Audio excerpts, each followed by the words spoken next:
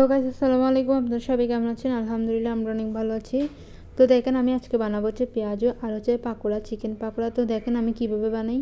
তো আমি যা যা বানাইছি হচ্ছে সবগুলো একসাথে নিয়ে রাখছি। সবগুলো উপকরণ আমি দুইটা বাটিতে নিয়ে রাখছি। এগুলো পাশেরটা হচ্ছে যে কি, যে সবুজ বাটিতে এটাতে হচ্ছে কি পেঁয়াজু, আর হচ্ছে দেখি আর পাশের বাড়িতে লাল বাটিতে হচ্ছে দেখি চিকেন পাকোড়া।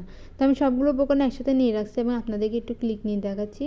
তো এই হচ্ছে আমার সব কিছু মেনু। তো এবার সব কিছু রেডি করা শেষ, সবগুলো ভালোভাবে মাখিয়ে নিচ্ছি। তারপর নেওয়ার পর এবার আমি আস্তে আস্তে সবগুলো দেখেন কি করি।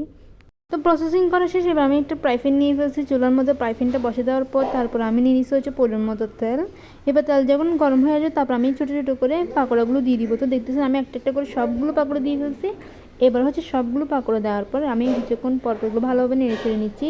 চুলার আঁচটা আমি হচ্ছে হাই করে রাখিনি, কারণ এগুলো পুড়ে যেতে পারে। মিডিয়াম আঁচের মধ্যে আমি এগুলো ভালোভাবে ভেজে নিচ্ছি। তো দেখতেছেন, তো আমি এগুলো ভালোভাবে ভেজে নিচ্ছি। তো কিছুক্ষণ পর আমি এগুলো ভালোভাবে উল্টিয়ে পাল্টিয়ে দিচ্ছি। তো দেখতেছেন এভাবে আমি কিছুক্ষণ রেখে দেবো, তারপর হালকা ব্রাউন কালার করে ভেজে নেব। তারপর আমার সবগুলো পাকোড়া ভেজে নেবে এভাবে আস্তে আস্তে করে।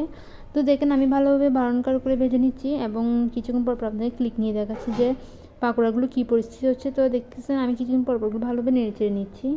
সবগুলো পাকোড়া আমি তুলে নেওয়ার পর তারপর দিয়ে দিব হচ্ছে তেলের মধ্যে, আবারও তেল দিয়ে দিচ্ছি বেশি করে। দেওয়ার পর আমি পেঁয়াজগুলো ভালোভাবে ভেজে নেব। তো একটা একটা করে সবগুলো পেঁয়াজও আমি ভালোভাবে দিয়ে দিচ্ছি। এবার আমার বলতে গেলে অলমোস্ট সবগুলো পেঁয়াজও দেওয়া শেষ। এবার দেওয়ার পর আমি এগুলো ভালোভাবে তেলের মধ্যে ভালোভাবে নেড়েচে উল্টিয়ে পাল্টিয়ে নিচ্ছি। এই হচ্ছে আমার পেঁয়াজও সবগুলো দেওয়া শেষ। এগুলো আমি হালকা ব্রাউন কালার করে নিচ্ছি। এবার ব্রাউন কালার করে নেওয়ার পর আমি সবগুলো একটা টিস্যু পেপারের মধ্যে একটা প্লেটে করে সবগুলো তুলে নেব। তো দেখতেছেন আমি কিছুক্ষণ রেখে দিচ্ছি। এবার কিছুক্ষণ রেখে দেওয়ার পর যেন কমপ্লিট হয়ে আসবে আমার পেঁয়াজগুলো। তো আপনারা কিন্তু অবশ্যই কমেন্ট করে জানাবেন যে চিকেন পাকোড়া আর পেঁয়াজও কার কার পছন্দ। এগুলো সন্ধ্যা নাস্তার জন্য বানানো হচ্ছে স্পেশালি বলতে গেলে। তো যেহেতু এখন শীতকালে, এখন গরম গরম পাকোড়া আর হচ্ছে গরম গরম পেঁয়াজও খেতে ভীষণ ভালো লাগবে। তা আমিও বাসা বানিয়ে নিলাম ঝটপট করে এবং আপনাদের সাথে শেয়ার করলাম। সবগুলো তুলে নিয়ে আমি প্লেটে করে সাজিয়ে রাখছি। তো দেখতেছেন আমি হচ্ছে এবার দুটোটা প্লেটে করে সাজিয়ে পাশে হচ্ছে সস নিয়ে রাখছি। তো দেখতে কিন্তু অনেক লোভনীয় লাগতেছে, যেহেতু ওগুলো চিকেন পাকোড়া আর হচ্ছে কি সাথে পেঁয়াজও, তো সাথে যদি একটা সস না হয় তাহলে জমবে না, সেজন্য তাই আমি সাথে সস নিয়ে নিলাম এবং আপনাদের সাথে শেয়ার করতেছি। তো আপনারা কারা কারা খাবেন চলে আসেন আমাদের বাসায়, আমি আপনাদেরকে বানিয়ে খাওয়াবো গরম গরম করে। তো এই হয়ে গেছে আমার চিকেন পাকোড়া আর পেঁয়াজও।